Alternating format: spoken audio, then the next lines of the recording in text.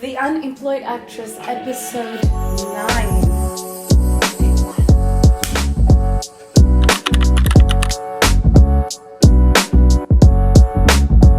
Hello and welcome to this week's episode of The Unemployed Actress. I am Lobcke, I am her is she, and she is me. This week, we're talking about something that... let's just dive right in. For non-South Africans, I am colored. I know that sort of sticks in a lot of people's brains and it doesn't have very positive connotations outside of South Africa, but within, we get it. We understand it, we know what it is, so we're not going to dwell on that. In a South African setting, being colored makes sense. It's something to be proud of. It's something we carry with ourselves as a legacy, as a heritage that is to be celebrated. And I'm very proud to be colored.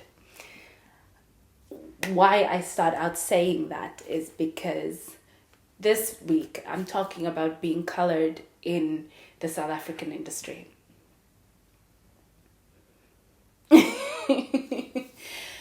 I remember when I first knew I wanted to be an actress, there was a show back in the 90s and early 2000s called Backstage.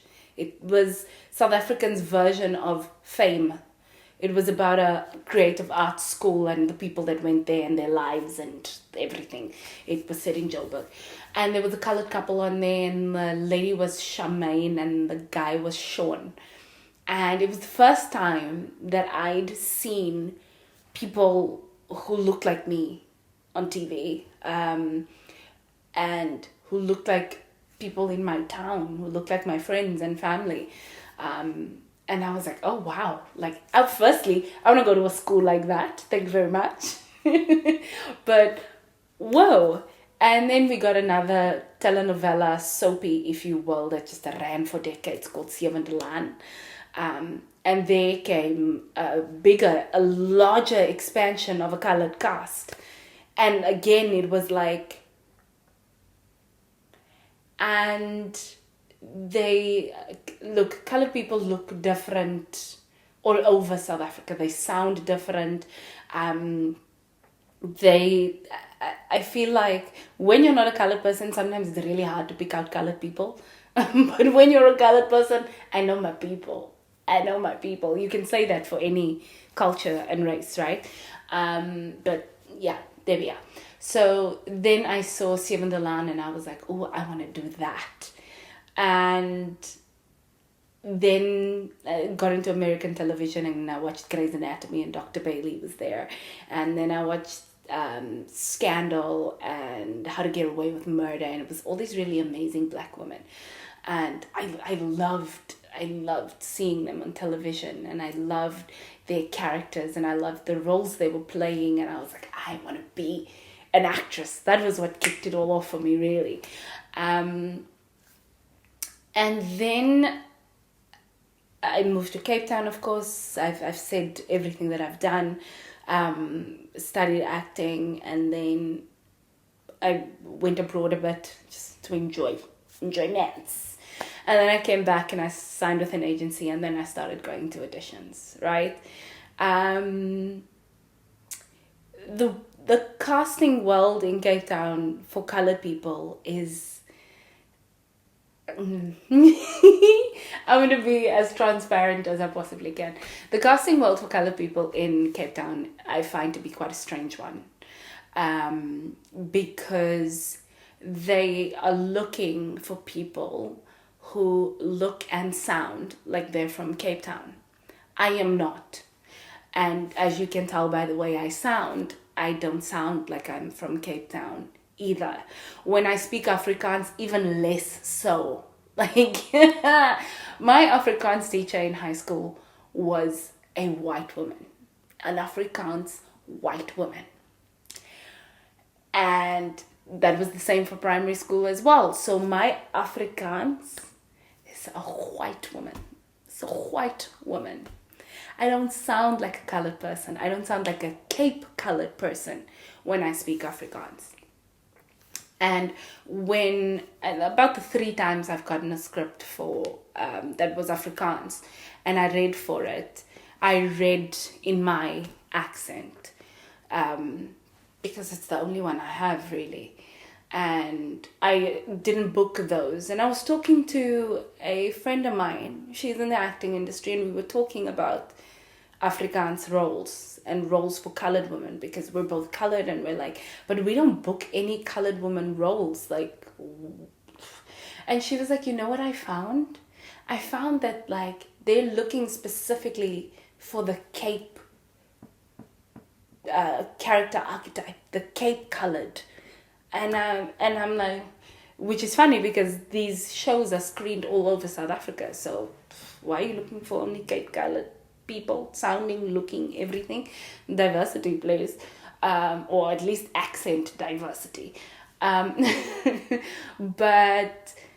then we got to talking about it, and she was like, she really thinks that, like, the reason she doesn't book those is because she doesn't sound like she's from here. And then I posed the question, should we then be putting on accents, the Cape colored accent, in order to secure these roles? Maybe that's what we need to do. Maybe, we're actors. We can do the voices that's necessary.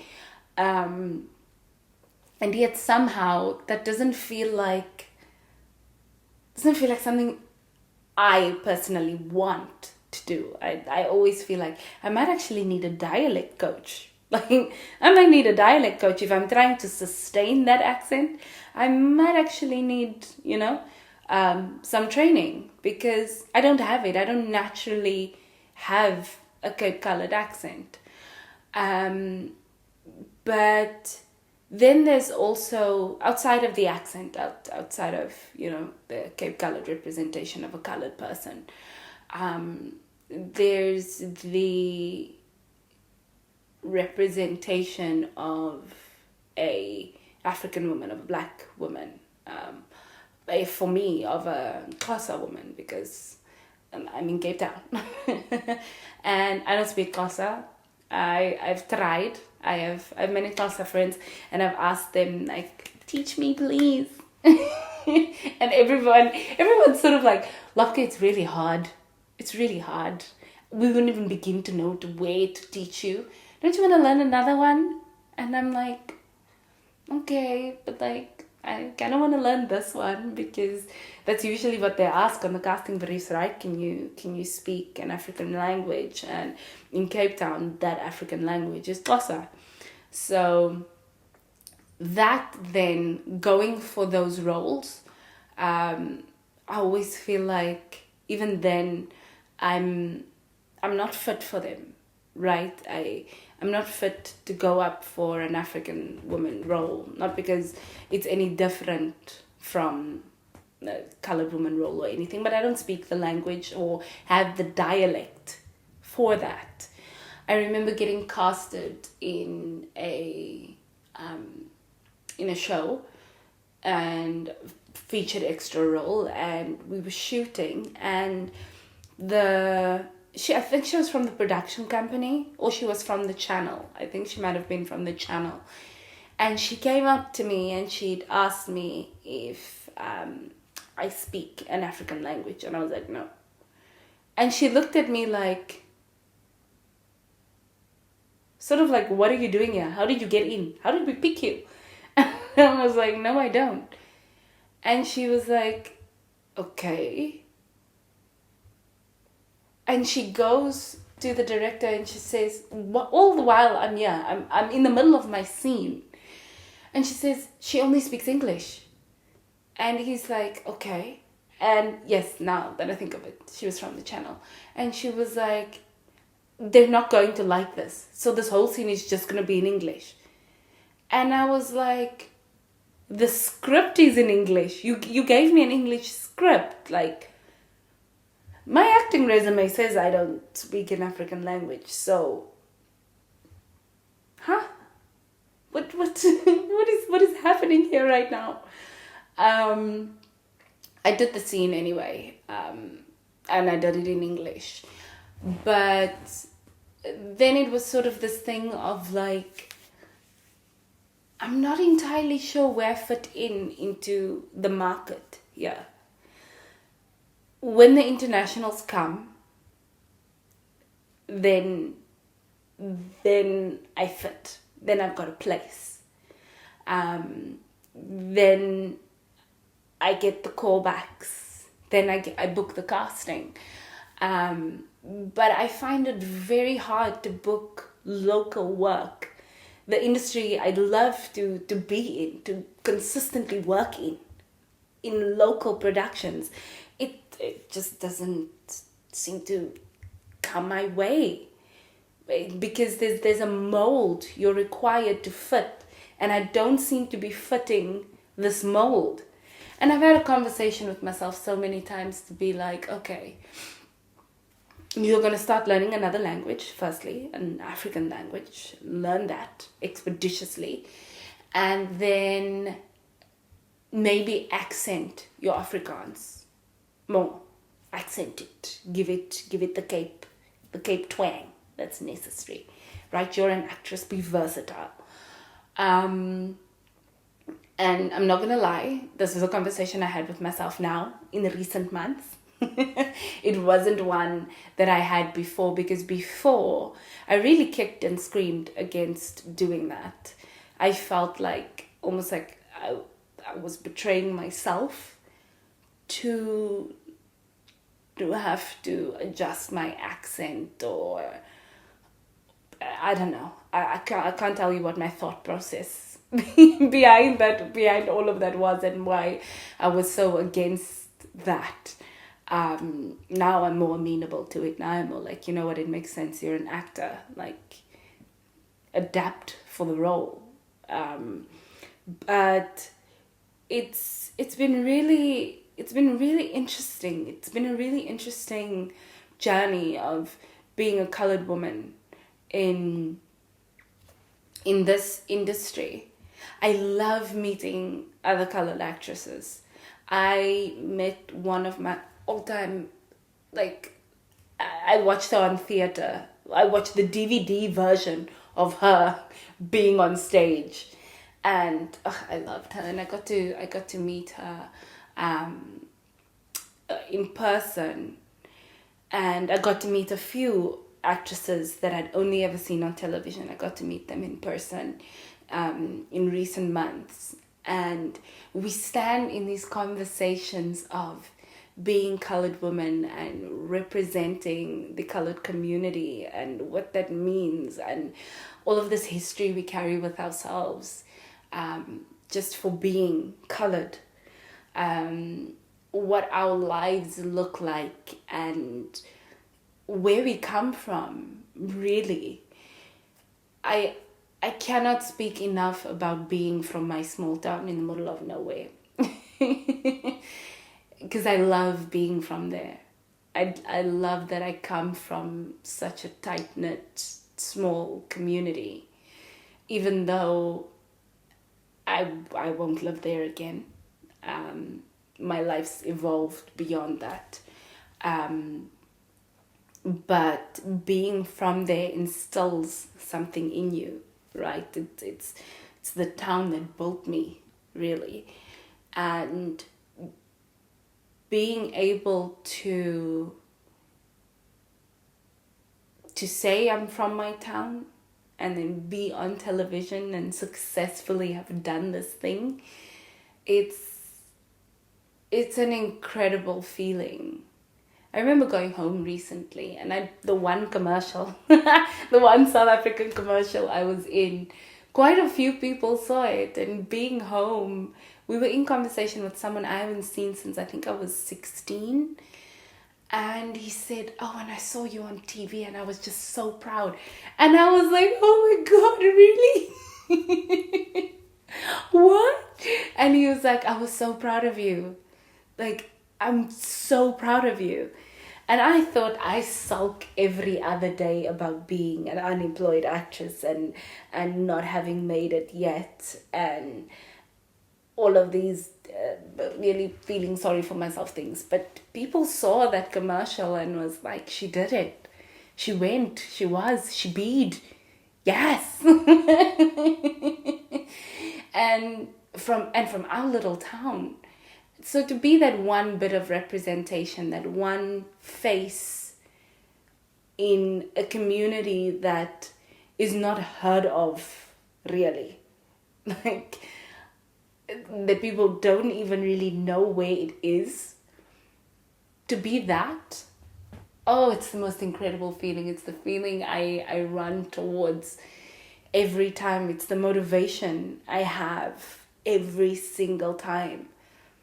That being colored in this industry and being able to represent your people, your scattered people, and being able to be more than yourself. It's not easy. It's not easy, and I'm not talking like someone who's a big star in the face of everything, but it's incredible. It's incredible. I remember the feeling of seeing people who look like me and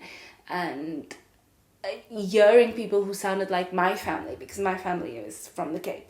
So hearing them and being like, oh, they could be family, and feeling this joy about it. It's all relatable content. And to be a part of that, to stand shoulder to shoulder with the women, the actors, the actresses who've inspired me as a colored person, as a colored actor, as a colored actress, who've said, go be in these spaces. I spoke to, he's probably one of the most famous colored actors in South Africa. I'd spoken to him, and one of his biggest roles is he's a gangster. And I'd asked him, what does this mean to you? I mean, you're playing a gangster, right? And that's a reality of our community. And he said, no. I've been a police officer. I've been a doctor. I've been a principal. I've just been a regular father. I've been everything. Yes, the gangster film was the one that made it big, but I've been everything. And it's so important for us to show that duality, to show colored people in all spaces, and that we don't look one way, we don't sound one way. So it's up to you to just step into spaces and just represent yourself and your culture and your heritage as well as you can. And again, in this grappling of, I don't sound right, I don't look right, I'm just booking for the internationals, when do I get my South African chance? I still choose to authentically show up as the colored girl from the small town in the middle of nowhere. When she speaks Afrikaans, sounds like a white lady.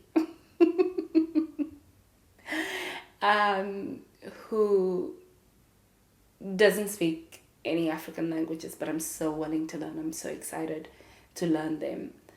I understand some, so that's at least a couple of points for me. But being colored in this industry I think it will always have there will always be a bit of wiggle room. There will always be a bit of uncomfortability with that, because we don't all look the same. We don't all sound the same. And we are as colorful as the name presents. Being colored is to be colorful. And that's something I'm super proud of, and something I'm learning to stand in, to just stand firmly in it and go, I'm from somewhere droog and small, but I'm here. And you said you were looking for color, and this is what color looks like when it's me. So let's go. So all of that, just to say, show up as yourself. I show up as myself in my most authentic way. And again, the industry might not have a blueprint to who I am and what I'm supposed to portray and what I'm supposed to look like and how I'm supposed to act and be and sound like. But I'm going to find an in. I'm going to find an in. And once I'm in, oh baby, oh sweetie, ah honey, I am within.